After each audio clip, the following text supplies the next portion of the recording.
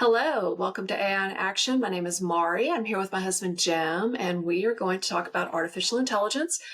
I have finally convinced him that we are going to move our podcast to Monday nights instead of Sunday nights, so I can at least have on something other than a t-shirt. So, anyway. What's wrong with t-shirts? I have a t-shirt. Well, there's nothing. I went to work today at my K-12 position. I actually had to put on a little bit of makeup, fix my hair a little bit.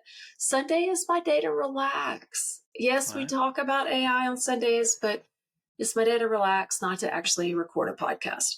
Okay. So we're going to move it to Sunday evenings, and let's talk about artificial intelligence. So one thing that we were talking about earlier is that it's really kind of slow in the news feed.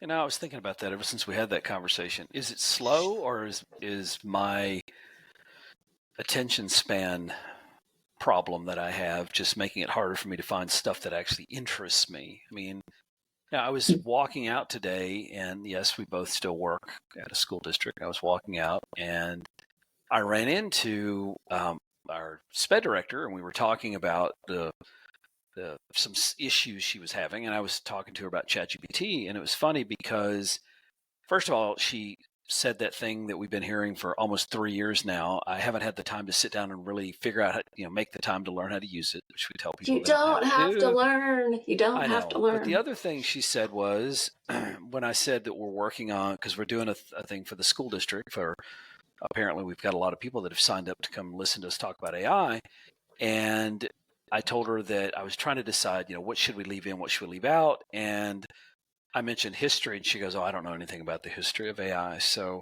once again, the things that I think are obvious and everybody knows them already are not obvious to everybody. So maybe I'm having an attention span problem. It just seemed like a slow week to me.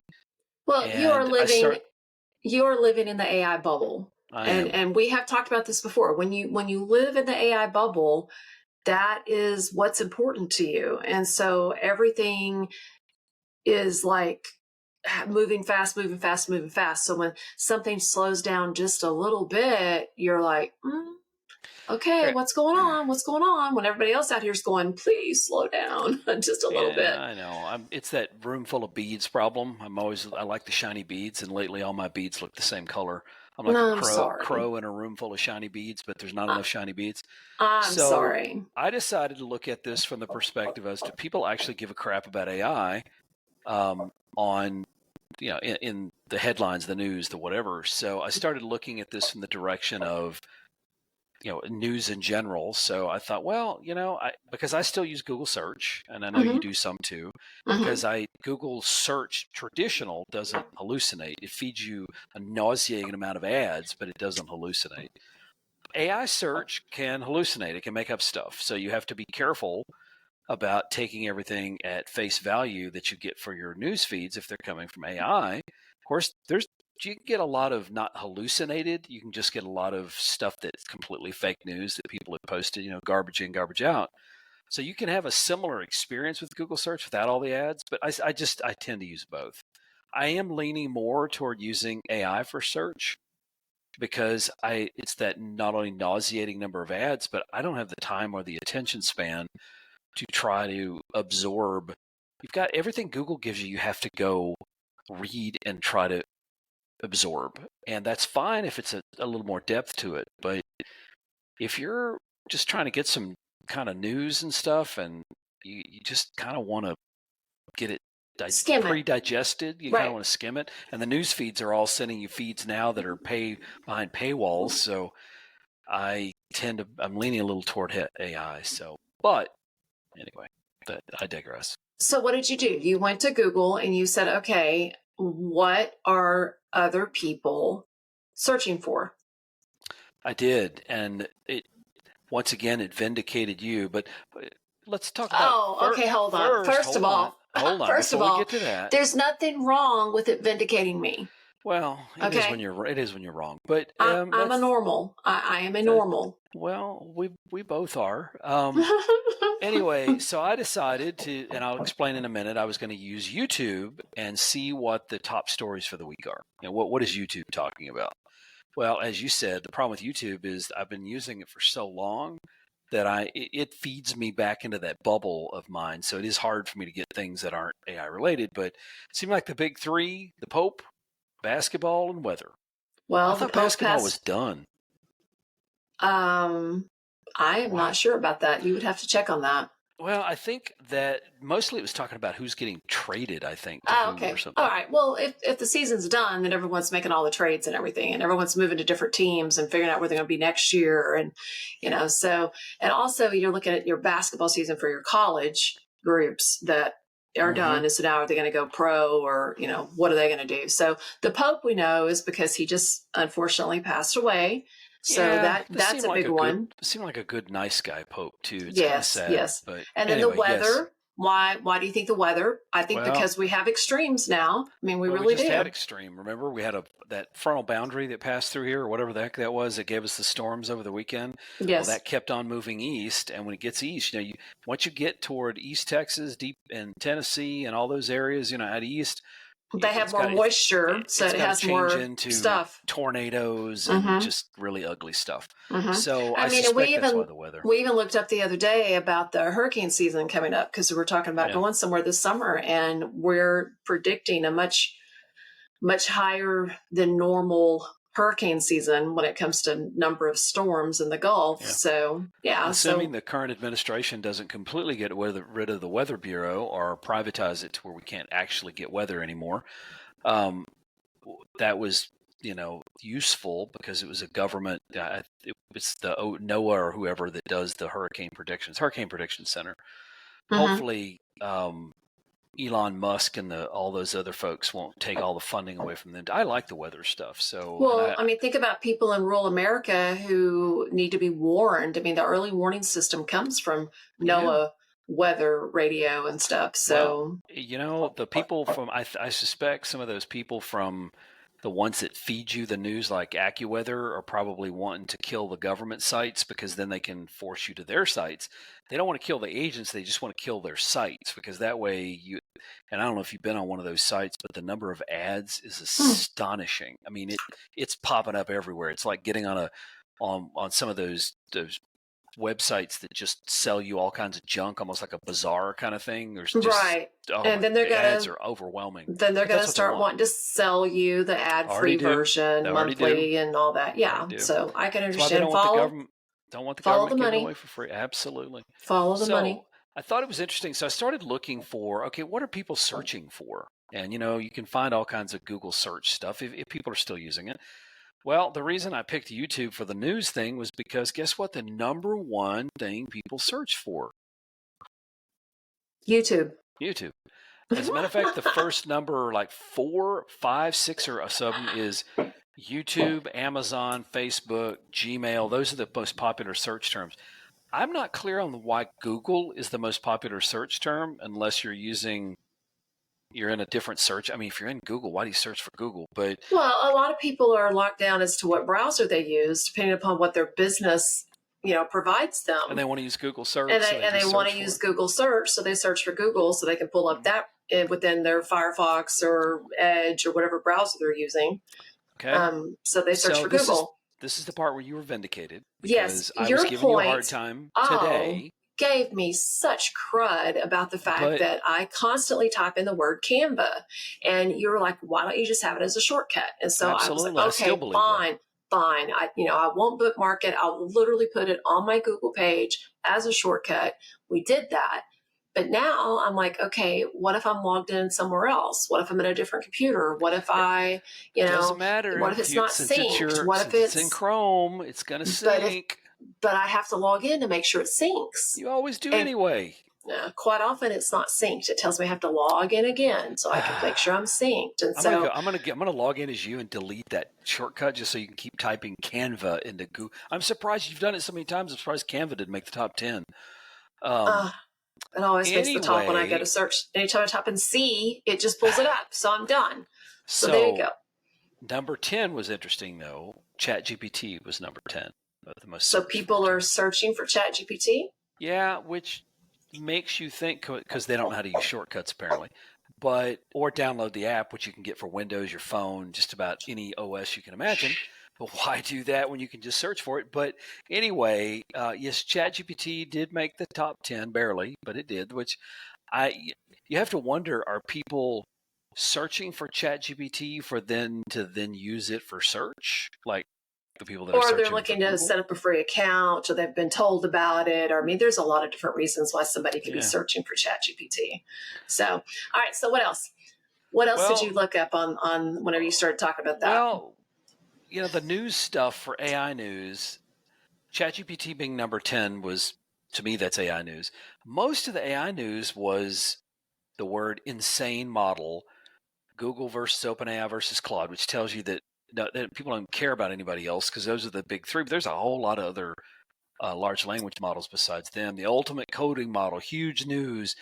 These terms that people use to try to grab the headlines, Mm-hmm. doesn't it get self-defeating as you grab so many headlines trying to use big words? It's like the word, what is it, delve, that the AIs Mm-hmm. like so much. After a while, you start thinking, okay, this is AI generated just because.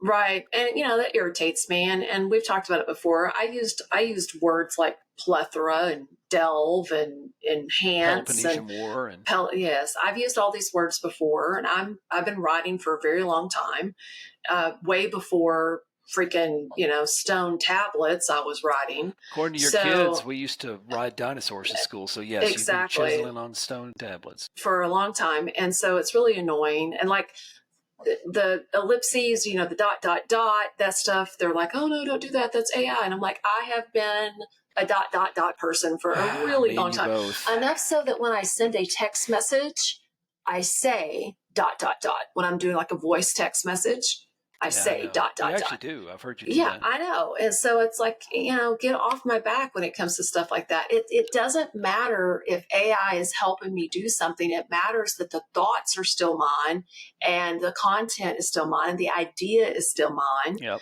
I'm just getting help with the grammar and the writing and the flow of something, so get off my back about it.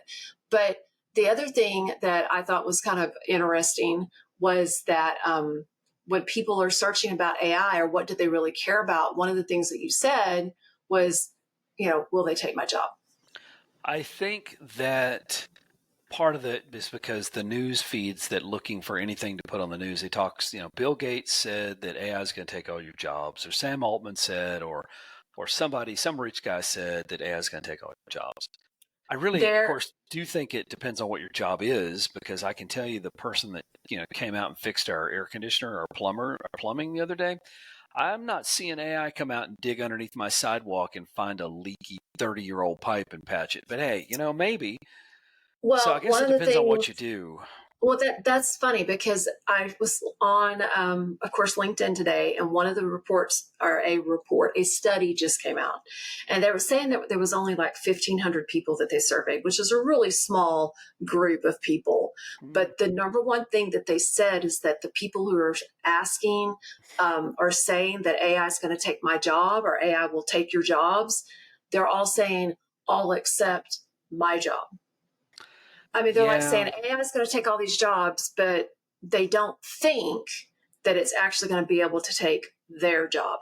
And that's everything from a receptionist to a doctor to somebody who works at a McDonald's. Like across the board, people are like saying, "Oh yeah, it's going to take a bunch of jobs, but not mine."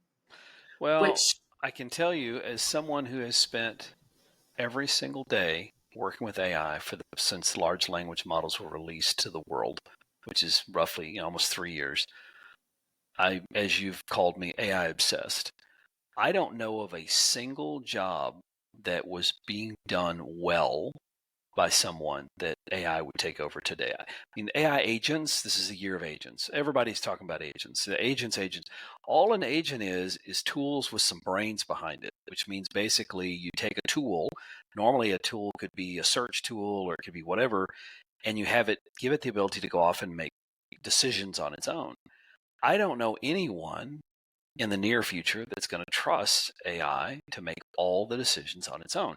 Now, when I say it's not going to take their job, it's if you're not willing to learn to use the tool. So if you're a travel agent and you're good at being a travel agent and you use AI travel agent tools, you're going to be a better travel agent because it's going to make it faster for you to do it. If you write code for a living and you use AI tools, it's going to get faster. I mean, I remember when there was a guy that was doing board design for us years ago, like circuit board layout stuff.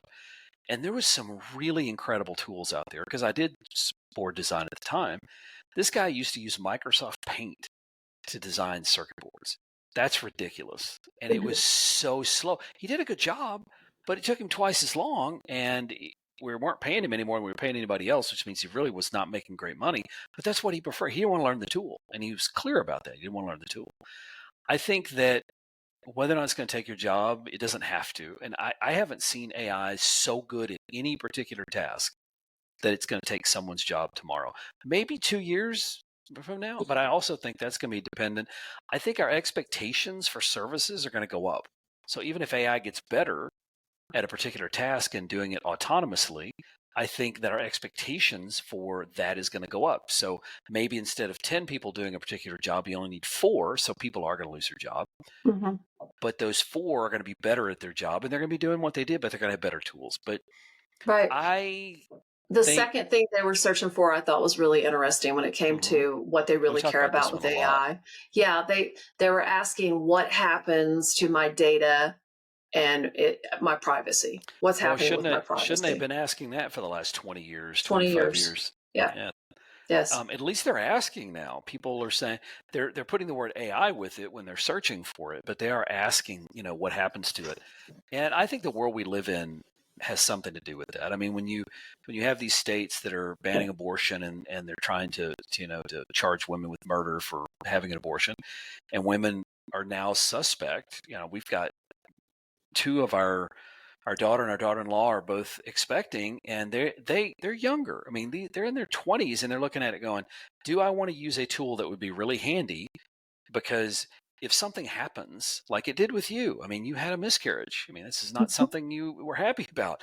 But who's to know that in today's world that you couldn't have been charged with some crime for it? I don't know. I don't know what the law says. I mean, I had flown from one state to another, and who knows? Somebody could say, I was not told that I shouldn't fly, and as far as I know, there's nothing to say that you shouldn't fly. But who's to say that eventually they're not going to say that that was endangerment of whatever? Yeah, especially if it wouldn't have been your understanding husband, but your, you had a boyfriend who you just broken up with. Yeah, it's just gotten really crazy. Anyway, but the point is they're using tools that are they don't want to use a tool based in the US. They'd rather use one based in Switzerland because they have actual privacy laws that keep law enforcement from getting access to stuff that's very personal. So I whether you agree with me or not, I really don't care. I like to argue, but if you want to disagree with my assessment as to where we are in the world today, you can. Well, that leads us to the next thing. Is that we're having the conversation, and that's what's important. Right. And that kind of leads us to the next thing, which is the third thing that people were asking, which, hey, we did it the other night. We do it all the time. Health questions. And people are like, don't ask AI a health question. This is dangerous. You shouldn't do it. It hallucinates. It doesn't know. But I will tell you, in a small town whose hospital just shut down, there's no minor emergency clinics. There's no hospital. The closest thing you can do, it takes you 40 minutes to get there, or a $5,000 minimum ambulance ride. Oh, that was before COVID. Right. It might be more than 5,000 now. Probably 8 or 10,000 now. And that's if you can get the ambulance to come to your house before you die. Because, we are in the largest county. We live in the largest county in the state of Texas, I do believe. One of the largest. Well, it's one of the largest. Probably the top 10. And we have 33 square miles. And we have 2 ambulances that are on at all times. One's on one side of the county, one's on the other. Our son worked for them for a while, and he was like, they literally park the ambulance on the side of a road under a tree, waiting for a call so that they can be within a certain amount of distance of one side of the county. Well, I think that's part of it. When you talk about emergencies and stuff, I think the other part of the health questions is I went to, I'm going to have a procedure soon that all men think, especially men think, I don't really ever want to get that, which is why colon cancer is one of the number one killers of males. So I think you know what procedure I got to get. But I had to go and pay just to get a consultation, which basically show me a chart on the wall as to what a colonoscopy is. I paid $160, $170. By my calculations, that doctor is made, for the time I spent there, he makes $2,400 an hour is what they're charging. Okay, so because they charge the insurance company $600 for that. right. For that 15-minute discussion. And the funny part, or not the funny part, but the part is we have a general practitioner. We pay Jack, a concierge doctor, a certain amount of money per month, love him to death, to take care of us for general health. He ordered the colonoscopy. But they still wanted me to have a consultation. They still wanted you to go to a specialist so they could charge the insurance $605, of which we had to pay our portion, which was $170 for literally 20 minutes. It was 15 minutes. They got me back through that thing so fast. I have spent more time in a convenience store getting a bag of M&Ms than I spent in that doctor's office. And by my calculations, they're charging the insurance company and the people involved $2,400 an hour. So think about it. You want to go to a lawyer and get legal advice. That one of the people I was talking to today, the one I mentioned earlier, who says her husband uses it quite a bit, and so she's thinking about starting to use ChatGPT. She said one of the things they've done several times is legal advice. And it's not that they're going to take it as the gospel. It's not going to be their final advice, but it'll cost you $400 or $500 an hour to have a discussion with the lawyer. So what you want to do is have the discussion with the AI first, kind of get your thoughts together, get yourself organized, go to the lawyer and hit the exact thing you want to hit, because you want to spend the minimum amount of time, because they're charging you. The meter's running when you walk in the office. So you don't want to have that meter running any longer than you have to. So but it kind of goes back, reason why you're going to use it. Well, it kind of goes back, though, because now I'm like, okay, I ask it medical questions. Therefore, I'm giving it medical information.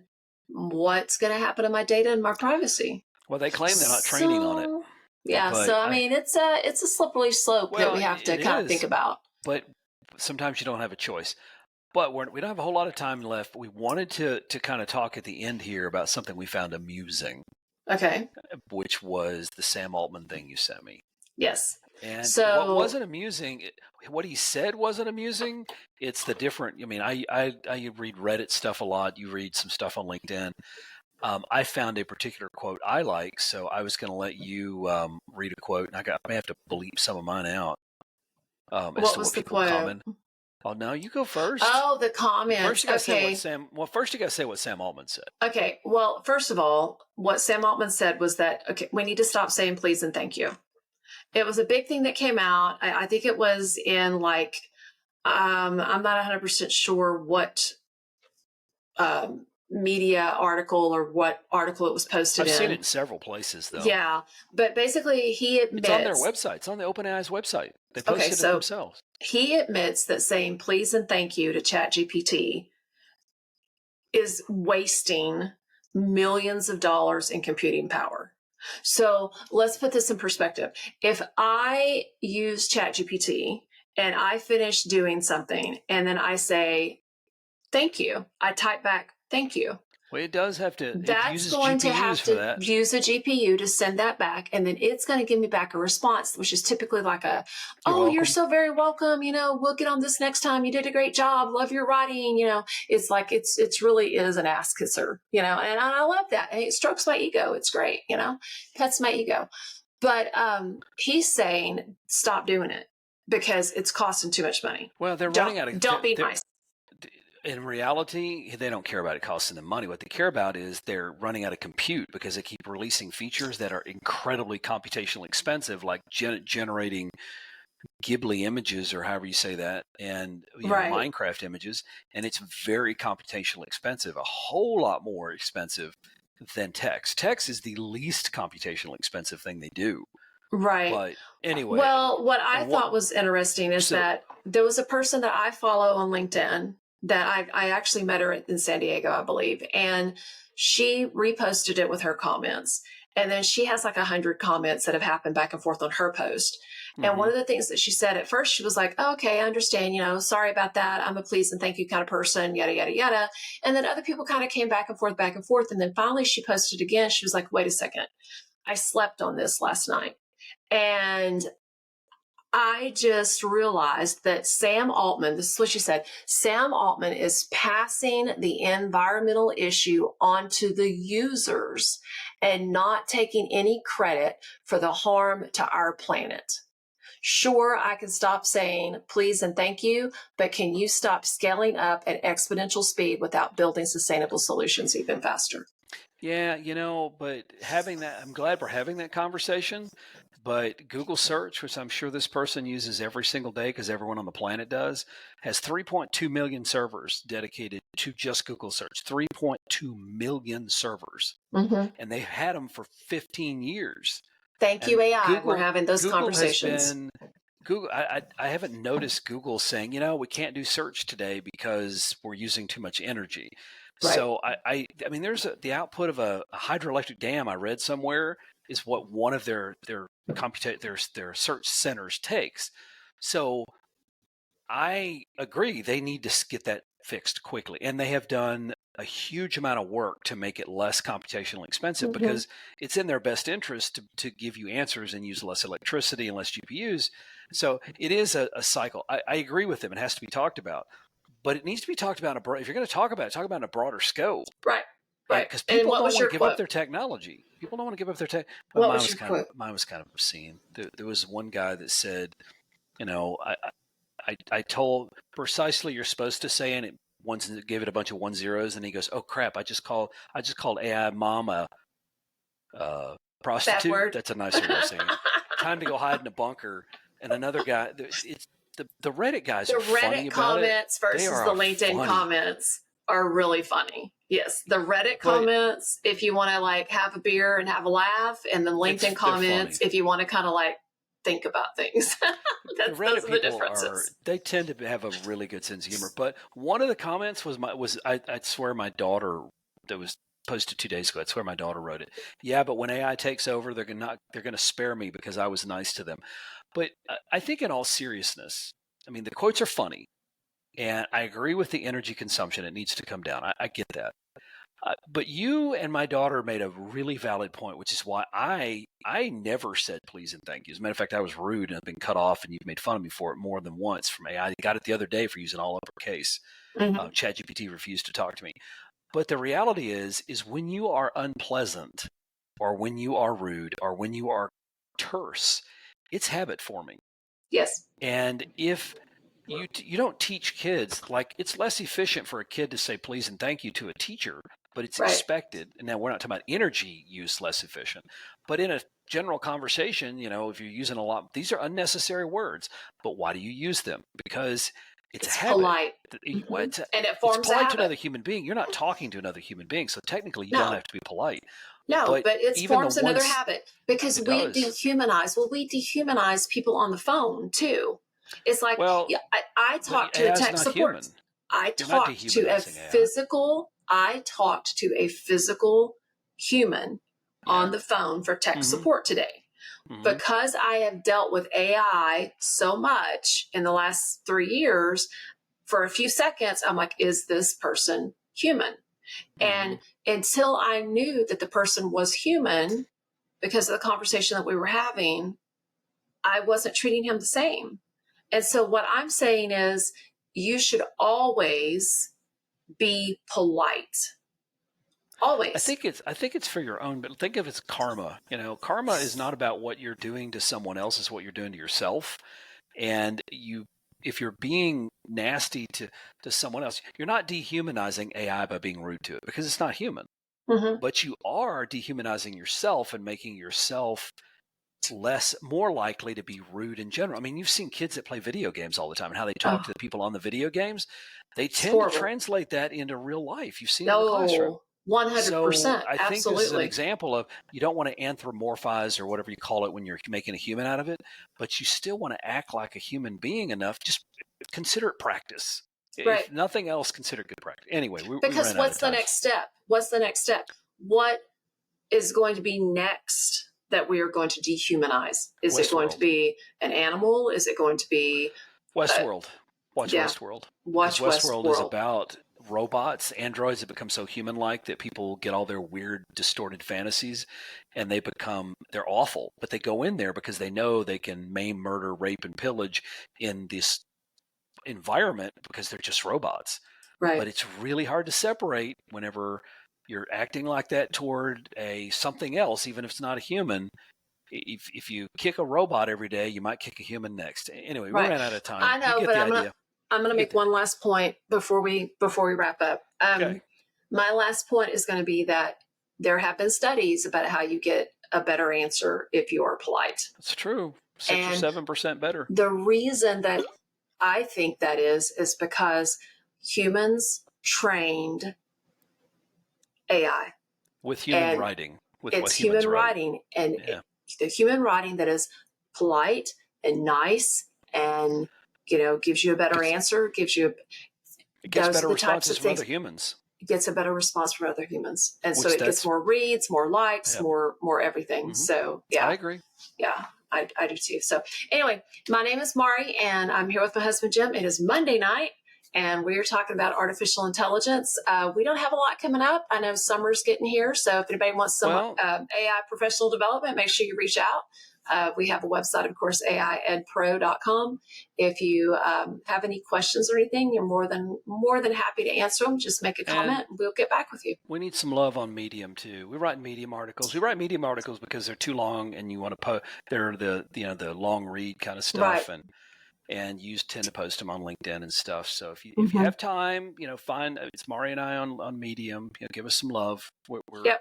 Absolutely. Our readership's kind of gone down recently. It kind of was climbing there for a little bit. It's kind of plateaued. Well, I've kind of left some. I haven't been putting as much political stuff on there. I've been putting a little bit more emotional stuff, and I think people right now they're just they're up to their ass in alligators with other things, so they don't have time. So we hope that you guys have a marvelous rest of the week.